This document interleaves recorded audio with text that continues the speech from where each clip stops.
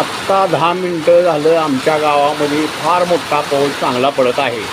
ही पांडुरंगाची कृपाच म्हणायची. भगवंता पांडुरंग हर हर महादेव. गंगा मैया की जय. हर हर महादेव.